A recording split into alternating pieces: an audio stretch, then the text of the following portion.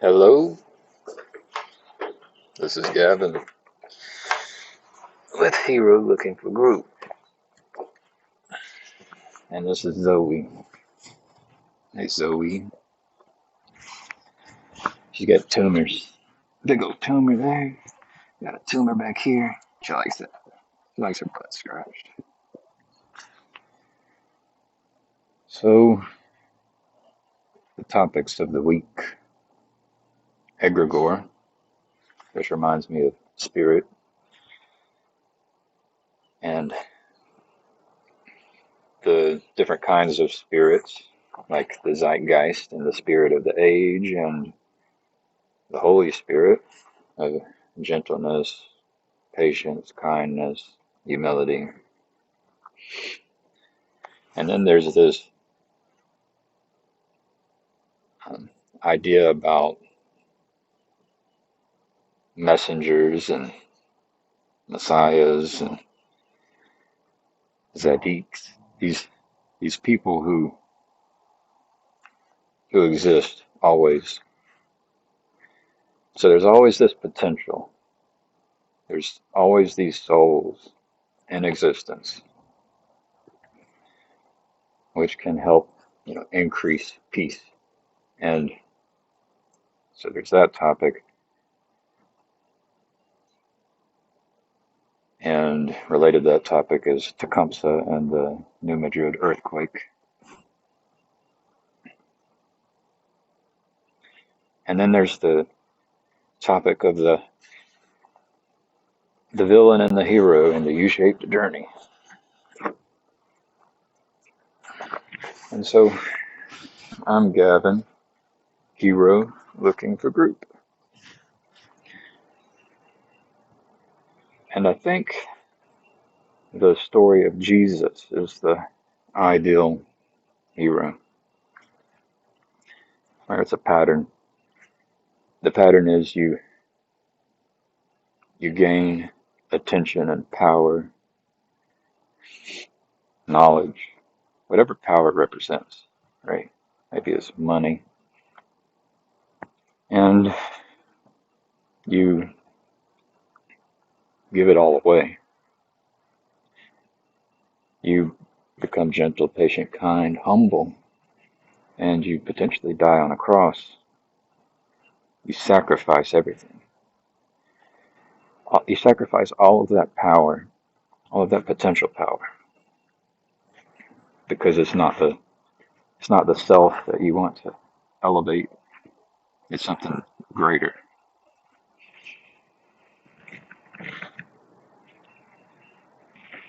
It's it's a good death. It's a good life. There's a born again moment, because when you point at the hero or the villain who has, like, they fall and they do a U-shaped journey, and they do these U-shaped journeys throughout life. They gain power. Heroes and villains do this.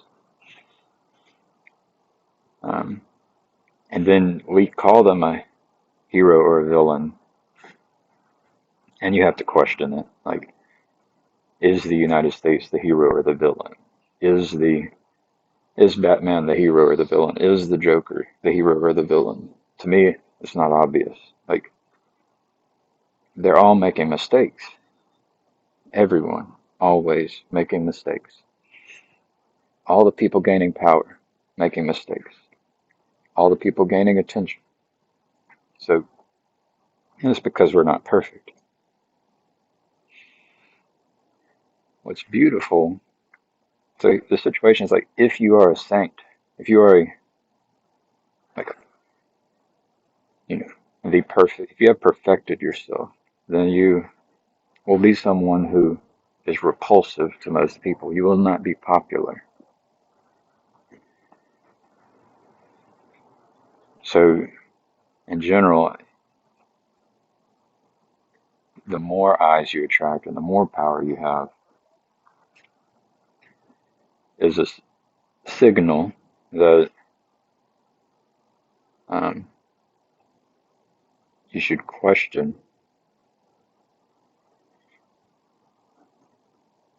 how many mistakes you're making, and are you a saint? And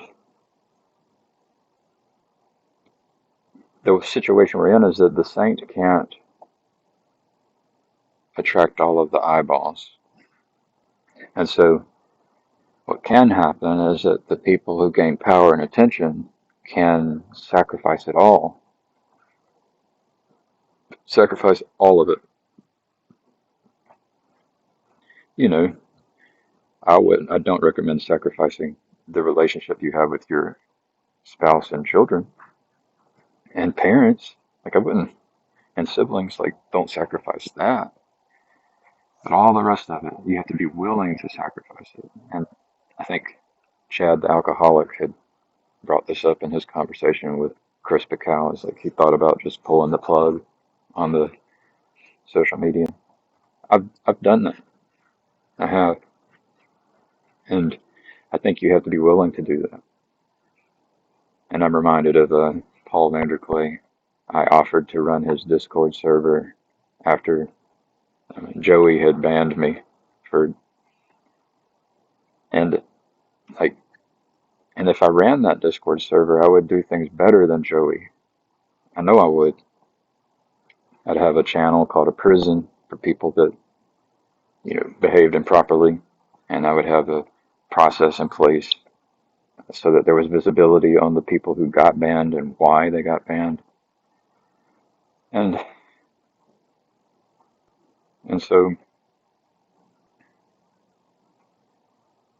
like Paul would have to be willing to sacrifice his relationship with Joey and all of those people in order to, jump ship onto a new Discord server, or there would have to be this process of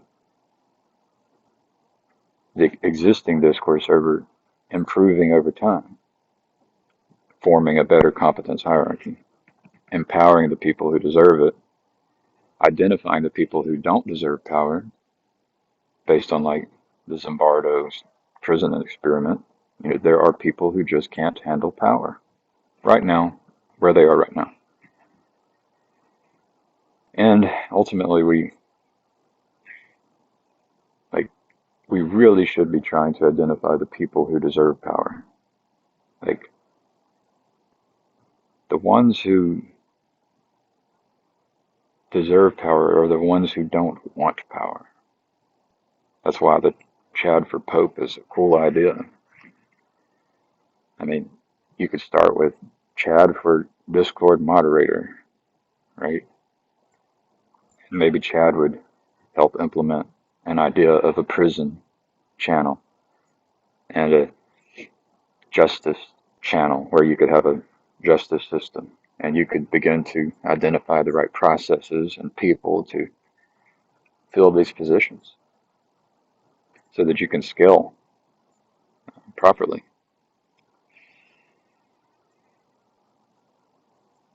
Anyways,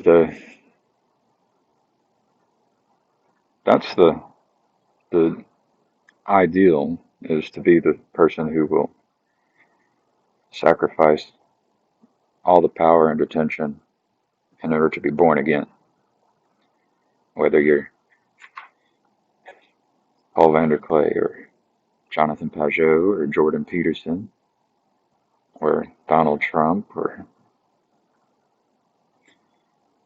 Elon Musk, or it's like no matter where you are, you've accumulated your power while making mistakes, not being a saint. And you could be attempting to find the saints that are alive. Like there are always saints in existence. And so it's all about trying to find those who deserve to be lifted up, who deserve attention. It's not me.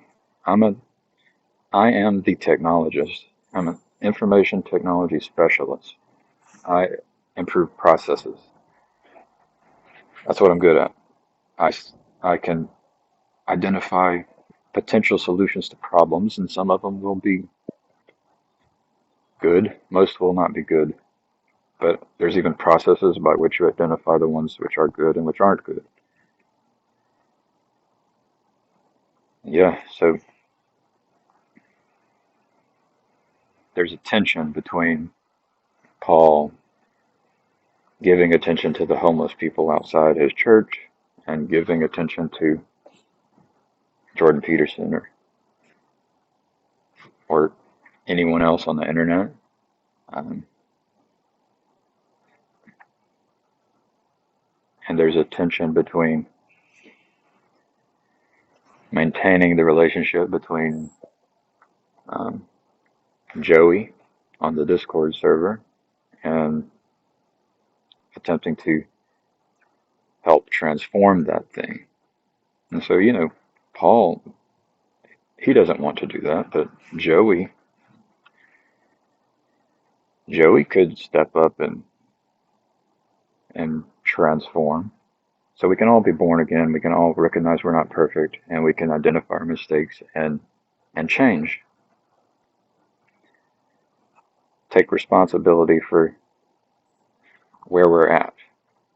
And I think that would be great if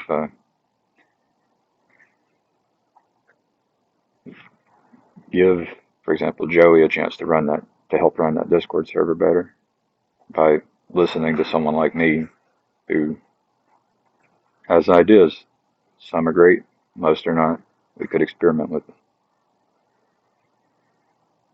So, yeah, I don't think Paul wants to put his relationships at risk, but maybe Joey could step up.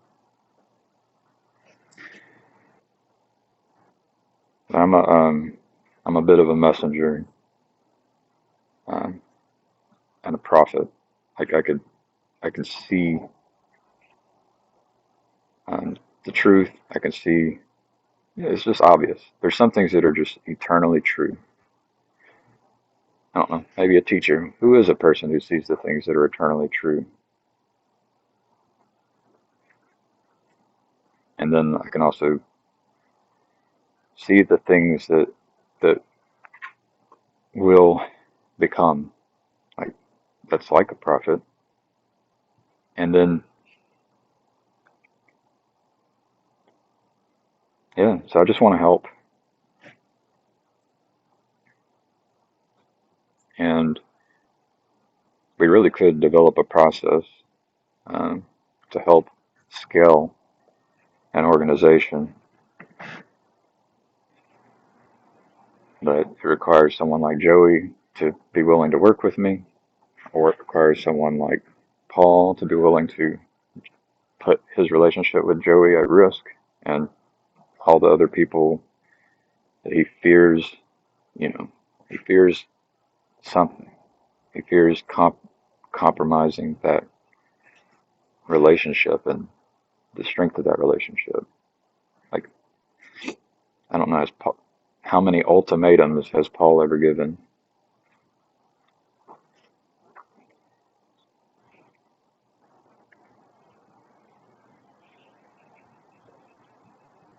Anyways, yeah, I want to see Discord servers with channels called Prison and a channel called Prison and a channel called Justice System. And I want to see before someone is banned, I want to see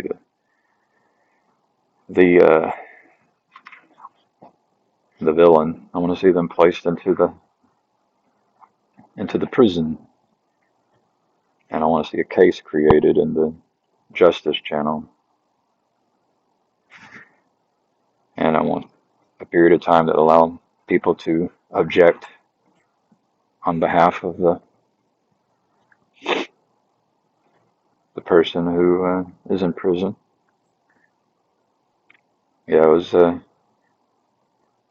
I was banned because I put Joey on ignore. Like, there's no rule. It would be nice, if you have the proper process. If someone gets banned because they put a moderator on ignore, then now there's a set of rules that gets updated. But yeah, basically, Joey doesn't deserve the power to shape Paul's attention. That's the statement. There are better people, better humans like myself, who are more deserving of the power to help shape Paul's attention. And that's just because I've been in this. It's just because of my background. I've been a bridge. That's that's what you do whenever you are working with information technology and software. So I helped write software to connect missile defense systems to be interoperable and allow for situational awareness. And then I did that for almost 6 years.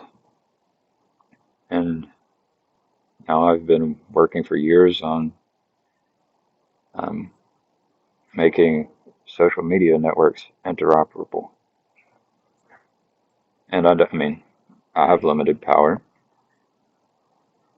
and I need to work on my communication skills and trying to encourage. Makes me want to create a bumper and a tool to create bumpers for Karen Wong. It's like, here's a Google Drive for Karen Wong. Drop your video here, and then it will output a link to a video that has your bumper. So Chris Pacal has your bumper video. Karen Wong drops a video. The software stitches them together automatically and produces a video that you can upload, and it could even upload it for you as private and send you a notification and let you change the settings in YouTube Studio. But yeah, I need a bumper. This is why I encourage people to start at the end, as my intent is to help. That's my intent. My intent is to help. My intent is to learn and to help scale things.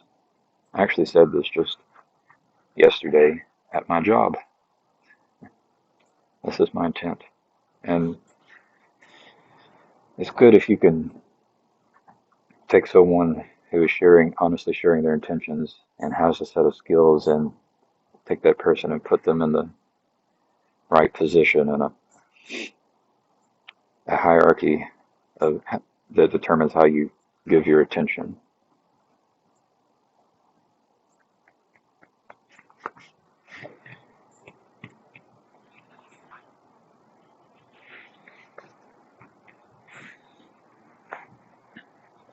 Warm up my hands.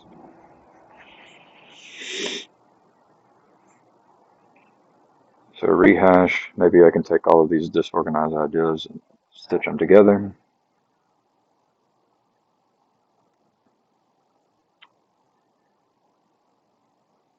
The Holy Spirit,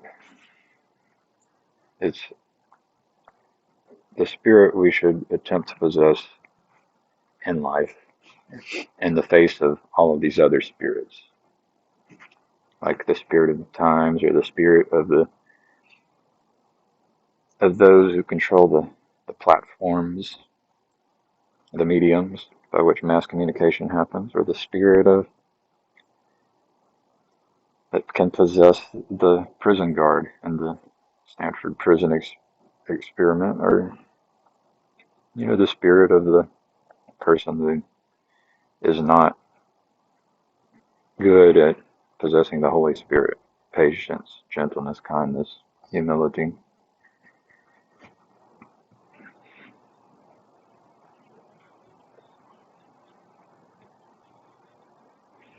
Um, God did not plan all this out.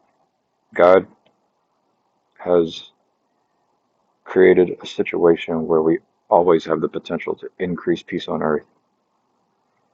And part of that is being able to identify the persons, the souls, the personalities, the spirit possessing the right spirit.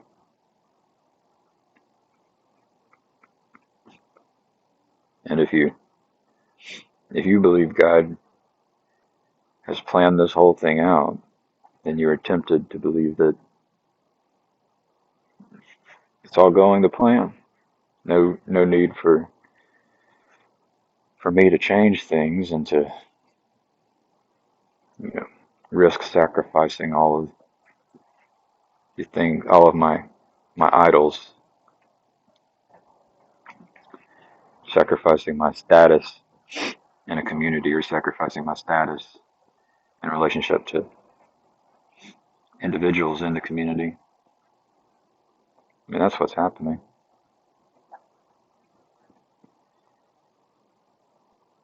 Old Tecumseh, he was connected to God, the Great Spirit.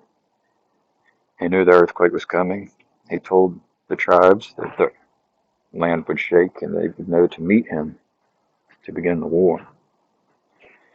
But the Creek Indians, they said, no, you have this ability to ignore the messengers and ignore the prophets and ignore the tzadik, ignore those who are trying to serve God, right? Who have developed skill at dancing with God.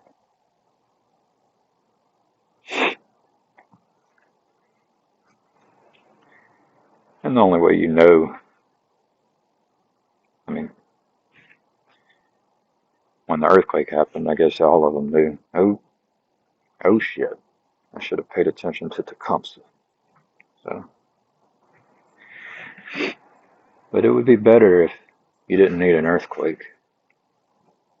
It would be better to just fight that. You got the jihad, the internal. The greater jihad is internal, I think. If you can win that one, if we could all just win that one, that spiritual war inside of us, to perfect our ability to dance with God because we're able to recognize and invite the Holy Spirit at each moment, then there's the need for war disappears, like an external war disappears. And all these stories and who you think is a hero. Yeah, one person's hero is another person's villain.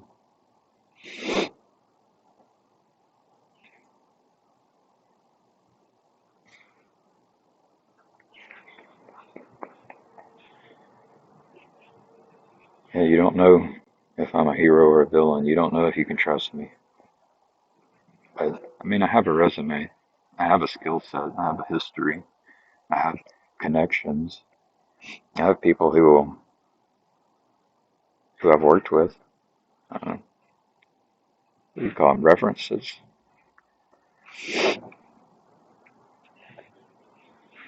You could also have a process by which you allow people to earn trust. An explicit process. Yeah. I talk about all these people as if they're my equals, and because you treat them as heroes or villains,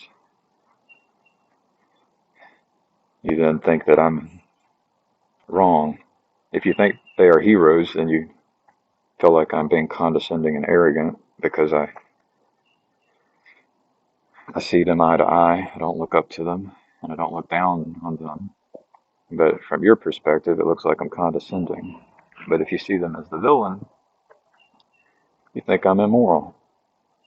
You think I'm giving attention to someone who is not deserving of attention.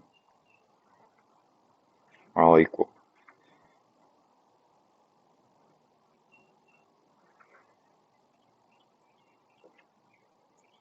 Like, I can't imagine myself being all of these people and making the mistakes they are making.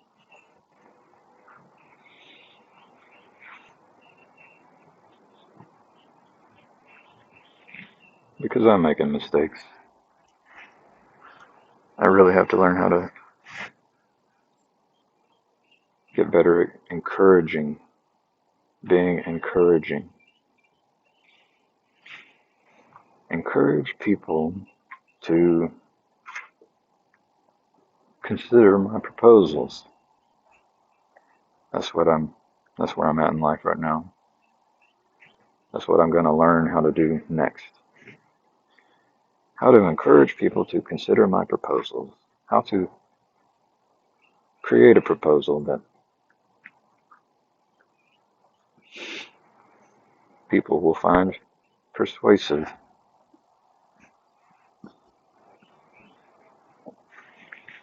How to do the thinking for other people so that they are given the dream, so that they can share the same dream that I have been given.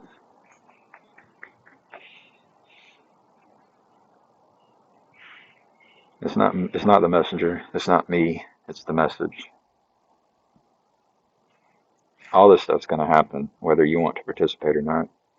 Joey doesn't have to do anything. Paul doesn't have to do anything. Jonathan Pedro doesn't have to do anything. Like, it's going to happen eventually. These patterns are just opportunities, potential opportunities for things to transform in amazing ways, and you can participate.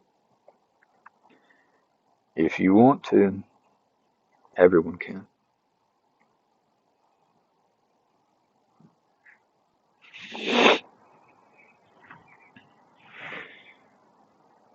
And part of the process is having people point at the mistakes that we are making and help us to learn. And there's no better way to do that than to be a little bit transparent, put yourself out there, allow people to access, to see your work, see what you do, see your thoughts, see your plans. And I mean, the development process is doing planning, ideally as a team. There's a process by which the best plan emerges. I can talk about all that. You do the development. As a team, there's a process by which the development happens. You do the review. As a team, there's a process by which review happens. You do that iteratively, and you want the time between feedback to be small as possible. So you don't want to go off and work on something for a year and then come back and show the world. You want to reduce the amount of time between opportunities for feedback. I'm reminded of Brett Weinstein and the fourth frontier, not the fourth wall, the fourth frontier. And he has this image of a hummingbird. And the only way that hummingbird does what it does is because of the feedback. Feedback just at every moment. And that's how you can dance with God, is at every moment trying to receive that feedback from God, noticing the Holy Spirit. That pattern is available. It's available to individuals and teams that allows for error correction. So this video might just be the error correction process, something like that. I hope you enjoy the view. I hope you enjoyed Zoe. Maybe she'll be here for another year or two. I don't know. And I know I enjoyed it. Oh, let's go inside.